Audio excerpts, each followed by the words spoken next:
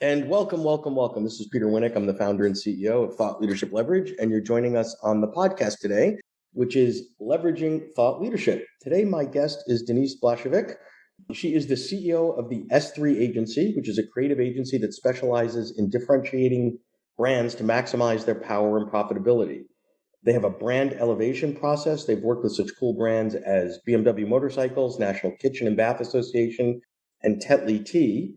And without further ado, let's dive in here. So, where I want to start today, Denise, is if you were to introduce yourself at a cocktail party or something, I'm sure thought leader's not the first thing you'd say. You would talk about the agency, you talk about the work you do, you talk about all those sort of things. How is the use of thought leadership help the business for you? Sure. So very interestingly, there was a show called Your Business on MSNBC, and it ran for about 10 years. And early on, maybe during maybe the end of the first year, they reached out to us because they had heard about us because we had been covered with our thought leadership in the media and asked me to be on the show. And I ended up being their on-air marketing makeover expert for the duration of the show. It was almost 10 years. So that was incredible exposure for my agency and for me through that. So, I'm going to assume that it wasn't because you were the biggest agency, you weren't into report, right? Right. Well, no, well, you're laughing, but I think that to me, one of the superpowers of thought leadership is there's no reason you're not as smart or smarter than anybody in an agency 100 times your size. You can't outspend them. You can't outbrand them. Here's a list of things that you can't outdo. Exactly. But through really good thought leadership, somebody could look at that and go, wow, she's smart, get her. Oh, here's her agency and all that. And I think it enables folks to punch far above their weight. I agree with that. I also think that when you have strong thought leadership, if you have a vision and a visionary in a small company, you're not held back by some of the things that the bigger companies and bigger agencies hold you back with, whether it's appeasing, shareholders or worrying about, upsetting clients. Of course, you want to conduct yourself in a way that is befitting, but you get to be who you are. I mean, my clients know who I am, Right. Well, the other piece is, and I'd love to get your thought on this, is we're all being commoditized, whether you're on the product side of the house, the service side of the house, the professional services, et cetera, et cetera. And it is an antidote to commoditization, right? Because at some level, you can have a typical client and you've got some stellar clients that say, well, an agency is an agency is an agency, and they all claim to be smart and they all claim to be creative and they're going to work hard. Like nobody doesn't do that, right? That's right. When you put some thought leadership in front of a client, they're like, wow, they have a perspective. They have a point of view. Even if you don't agree with it, right? And then okay, this company is not for me, and that's fine. But you don't wonder, like, are they going to be right for me? If someone has a vision and this thought leadership POV that makes sense to you, that brightens you up and makes you go, yes, that's the thing. And that energy, like you said, everything is becoming commoditized, but people aren't commodities. And when you find people that have that express breakthrough viewpoint that you really align with, that's when these are the people for me. And everything comes down to chemistry. And ultimately, you want to work with people that you really enjoy working with, whatever side. It's your vendor, it's an agency, it's a partner, whoever it is. And if you don't have the word people just, on your team, you want to make sure that you have that. And it's a rare thing to find. And that is the opposite of commodity. And what do you think about, because I've seen this as well in both in my work and on behalf of clients, there's also a self-selection piece where, hey, you know what you signed up for. If you don't want an agency that's out there, if you don't want an agency that has this belief, or you don't, then we're also saying, without having to say it, we might not be for you. And that's okay too. And it's okay to say that too. And I think that to me, translating into what I do for a living for brands, so many brands are afraid to take a stand. And I understand that. If you are a mass brand that doesn't have any kind of differentiation, you are a commodity that you just want to appease everyone, then it's probably not for you. But if you do want to, appeal to certain people, you have to give them something to appeal to and turn others off, right? If you want to appeal to certain people, you can't appeal to the other people. Well, I want to stay on that brand piece because it's really interesting to me now. And this is maybe a little bit of a tangent, but it's interesting, so why not? So when you think about what's been going on in the world politically over the last 6 or 12 months, maybe even a little bit more post-Floyd, so I'm thinking of like the Georgia voting rights issue, right? So it used to be, think about two big companies based in Georgia, UPS and Coca-Cola. Theoretically, and this has always been their playbook. They couldn't care less where you are on the political spectrum. Everybody needs to ship a box in a brown truck. Everybody could drink a Coke product. But then all of a sudden the market said, where do you stand on this? And their typical response was some sort of corporate blabber speak of, we don't stand on it. And people are asking for companies to take a position, which is really interesting, right? Because if I'm Coca-Cola, I'm going, geez, do I want to, alienate 37% of my clients? That's a bad idea, right? But how do you deal with that as a brand today? Well, so it's interesting. Not everybody's asking for a brand to take position. Some people are saying, brands, please don't take a position, right? I just want to drink my Coke or have my stuff delivered, right? So this is great PR for Coke, right? But the thing is, you have to do, from a brand perspective, what feels right for you. And it's the same, when we talk about differentiating brands, thought leadership is a pillar for differentiation, and it has to come under, we always call it the AR, and it is not augmented reality. Yep. AR stands for authentic to you and relevant to your desired audience. So if you authentically can lean into or away from an issue, then that is what you should do. And it should be relevant to your audience. So if our audience does not want anyone taking a stand on their issues, they don't want to look at their Facebook feed and see brands telling them what to do from a social justice perspective, then you probably want to leave it alone. Or if your brand is, appealing to people who are very motivated by that, then you probably need to figure out how to speak to that. Yeah, I just think that certain brands are now, and it wasn't their intent, are reflecting a political statement. I was at a friend's house over the weekend at their pool, and I just grabbed a T-shirt, right? I'm going to the pool, I'm not making a political statement. And it was like a tie-dye Ben & Jerry's T-shirt. And they're like, I can't believe you're still wearing that with Israel. And I'm like, I didn't even realize it at the time. I'm like, no, I'm actually just like a chubby dude that likes Ben & Jerry's. This was I'm not making a political statement. It was on the top of my T-shirt pile. Oh, geez, now do I have to think about every time, did this brand do anything right or wrong? Am I offending anyone? Whatever. It's just an interesting time relative to brands making or representing a political perspective or whatever the case is. And you bring up a really good point, because there are many people that aren't keeping up with that, right? That have no desire to keep up with that. And they just I want some chunky monkey, exactly. And I've been aware of what the whole controversy there, but it just it wasn't, not to discount the problems there, but I'm literally just grabbed a shirt from my bureau and put a shirt on and didn't want to didn't think through the ram of, is anyone going to be I'm wearing a green shirt today? Is green mean something bad? Did I not get the memo? Right, you didn't get the memo. Well, it's the whole idea of canceling out actions and people and brands because of something they did or did not do is tough. I think having one thing here, one thing there, that's not the big picture. And when I say speak to it, as I mentioned earlier, speaking to an issue or not speaking to it, I don't mean just saying something. I think that's also been a big problem, right? If you are going to authentically lean into something as a brand and have thought leadership as part of that, you can't just say it. You have to actually do something about it. You have to a post, a press release, a press conference, that is not enough. And if you don't back it up, then people are going, they're showing, show me the receipts, show me how this is really happening. What are you supporting? What are you doing? What change are you making? And if not, don't pretend that you are. That's a dangerous space. Then that's the worst of all things, right? You came out, you made a statement because you wanted to get these people, but these people are going, hey, you didn't really put your money where your mouth is. So we're alienated. And these other people didn't go in going, I didn't want you to do that. I don't want you either. So that's the worst. Right, now everybody's pissed off at you. Yeah. If you're enjoying this episode of Leveraging Thought Leadership, please make sure to subscribe. If you'd like to help spread the word about our podcast, please leave us a review and share it with your friends. We're available on Apple Podcast and on all major listening apps, as well as at thoughtleadershipleverage.com/podcasts. I want to pivot for a moment because part of sort of what's unique about your agency, and this is sort of front and center when people are looking at your site and your materials and getting to understand what you guys are about, is your brand elevation process. And without getting into the process, the fact that as an agency, you're going front and center and saying, hey, it's not that we're the most creative, it's not that we're the smartest. Those are all important things, but we have a process, a framework, a methodology, and we've used it on others like you, and we know that. So maybe it's my nerdiness, but I'm a big fan of process, right? Because I don't get when you're dealing with, either creatives or technicals that talk in, whatever, mumbo jumbo that you don't get, but a process I get. So tell me what it took to develop it and how it helps you differentiate and win business in the marketplace. Sure.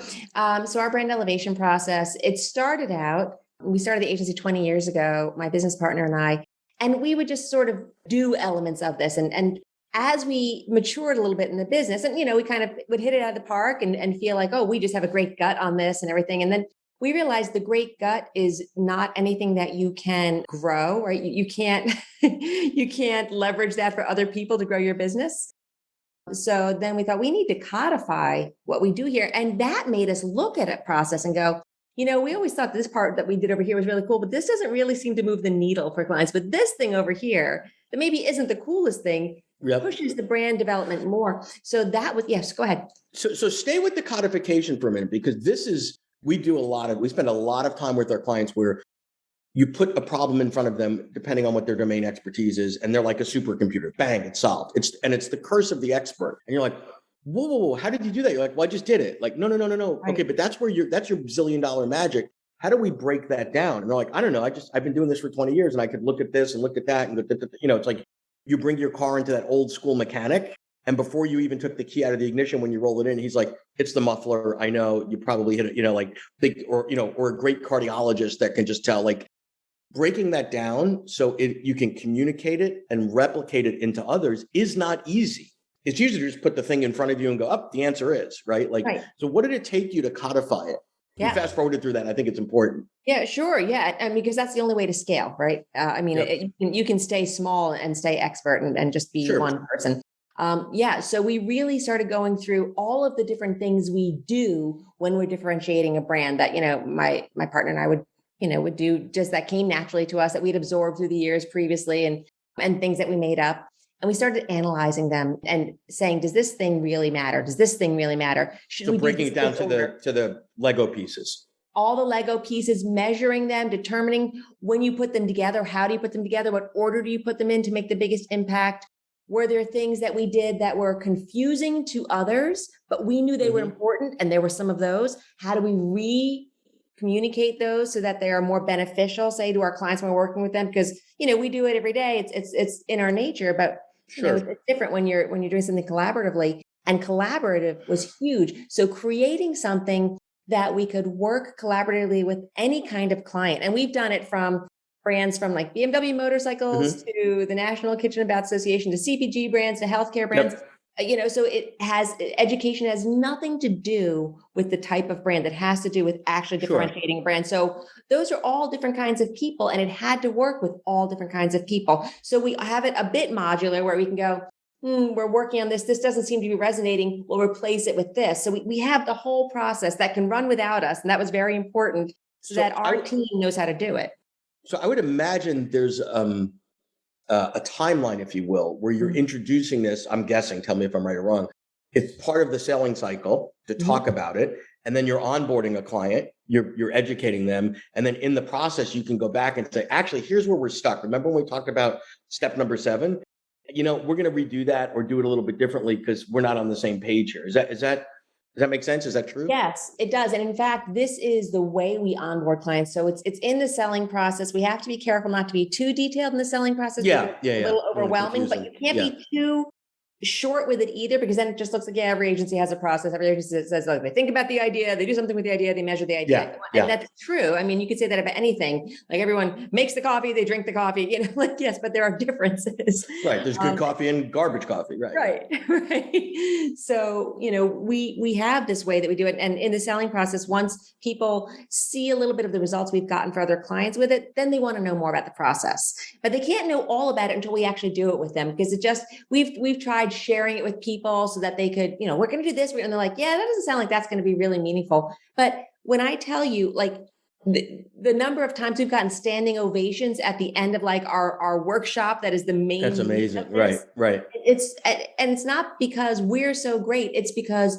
they're pulling their own data out of their heads in a collaborative way that we're facilitating. And they're seeing, oh my goodness, we had all this data. And by data, I don't just mean like, numbers on the back end of something. I mean, Sure. things that we knew, they're aligning, right? We've done this with companies more often than not, where different departments have completely different ideas of what the company is and what they stand for.